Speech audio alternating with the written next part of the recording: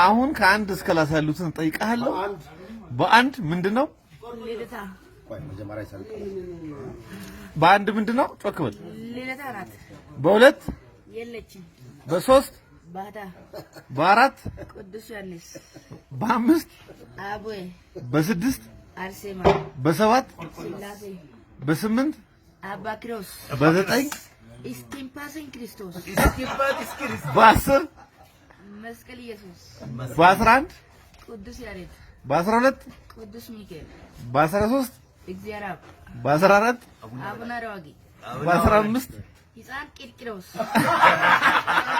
በ16 ኪዳነ ምሕረት በ17 እስጢፋኖስ በ18 ሲባራ ስመ ጊዮርጊስ በ19 ቅዱስ ገብርኤል በ20 ግንቦት ሃያ